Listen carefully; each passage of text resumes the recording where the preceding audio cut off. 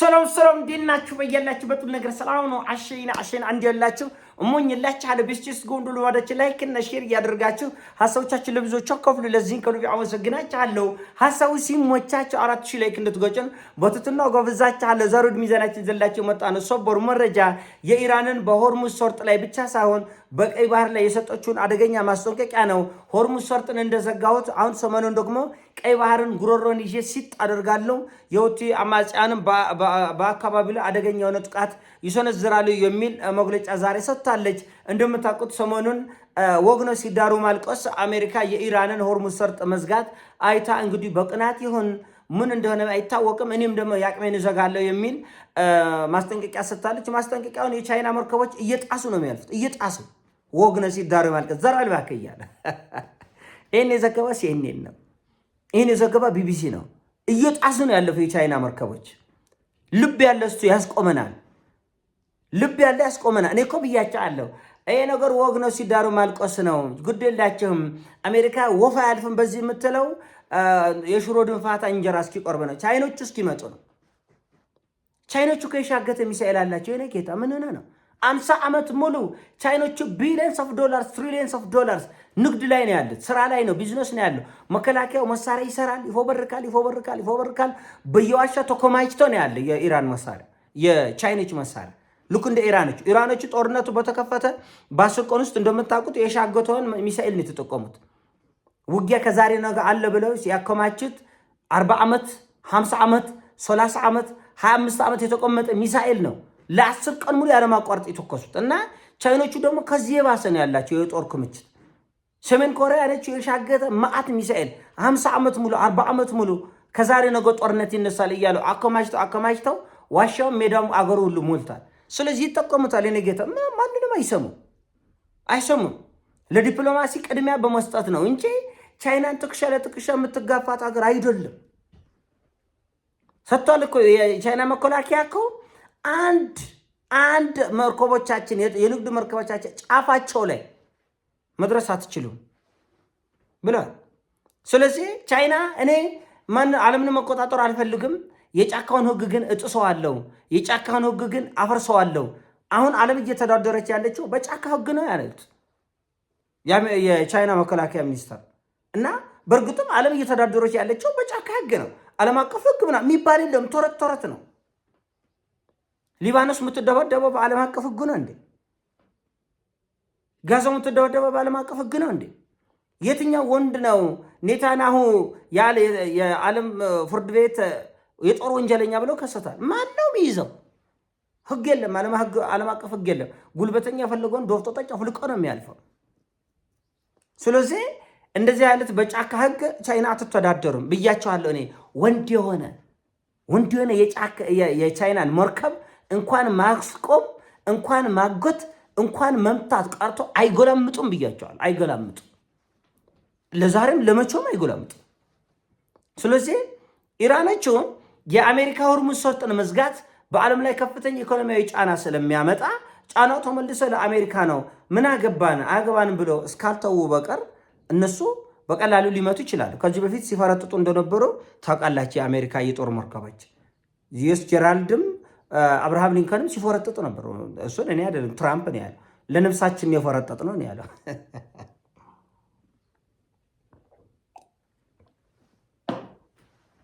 እንደ ሸንኮራ አገዳ ሁለት ቦታ ላይ ሰነጥቆን ሲሉ ፈረጠጡ ነው። እና አሁን ኢራን ተኩስ አቁሙን ለማክበር ያክል ላተኩስ ትችላለች። ታርጌት ውስጥ ማስገባታ የሚቀር አይደለም። ምናልባት የኢራን የባህር ሰርጓጅ አጥፍቶ ጠፊ እንትኖች መርከቦች እየተከታተሉ ሊሆን ይችላል። የኢራን የድሮኖች እየተከታተሉ ነው።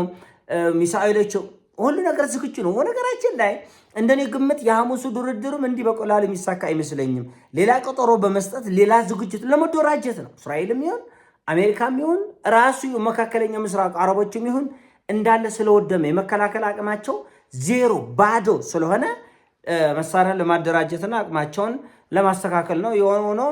የመካከለኛው ምስራቅ አገሮች እነ ሳዑዲ ኤሚሬትስ እና ኳታርም ለኢራን የካሳውን ለመስጠት እየተነጋገሩ ነው ያሉት።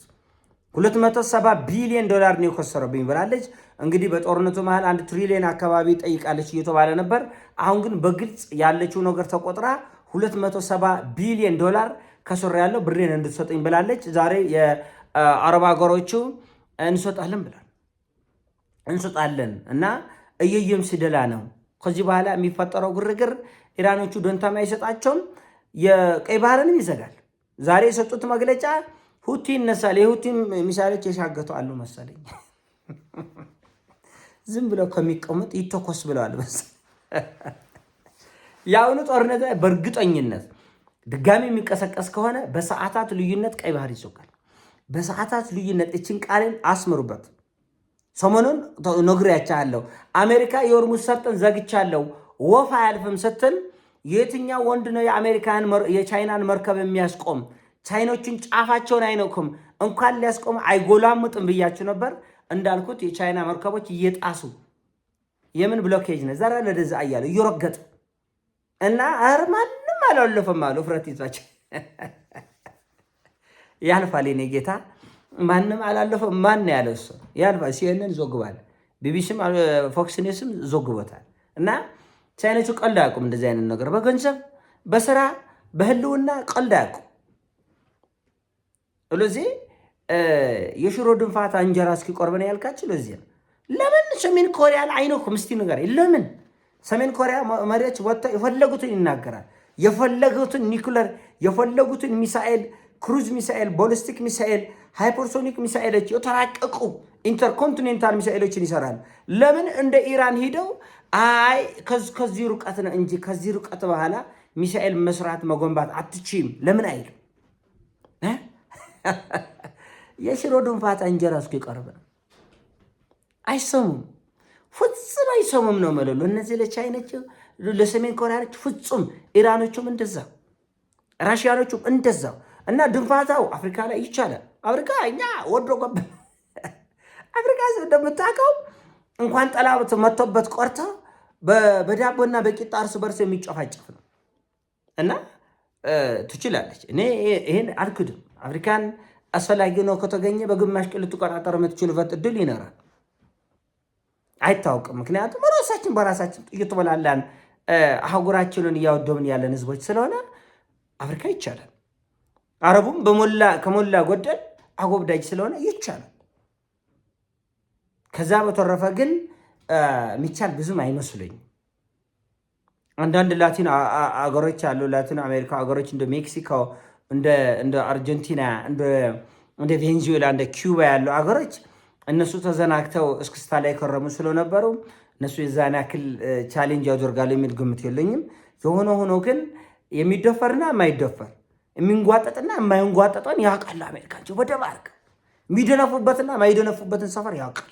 አሁን ኢራን የሚደነፋበት ሰፈር እንዳልሆነ ስላወቁ የሽሮ ድንፋታ እንጀራ እስኪቆርብ ስለሆነ መረጋጋትና ጦርነቱ ማብቃት እንዳለበት እየተረድነ ያለት።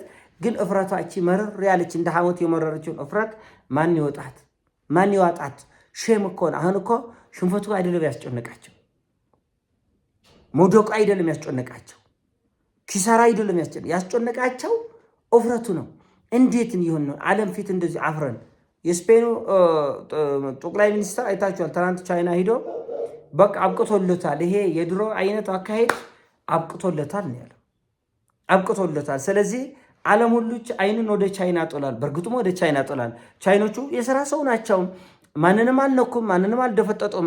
እስከ ዛሬ ድረስ በጭቆና በወረራ አይታወቁም። አፍሪካን ወረዋት አያውቁም። በስራ ነው። የአፍሪካ መሪዎች በአግባብ የመደራደር አቅም ካላቸው ተደራድረው ይሰሩልሃል።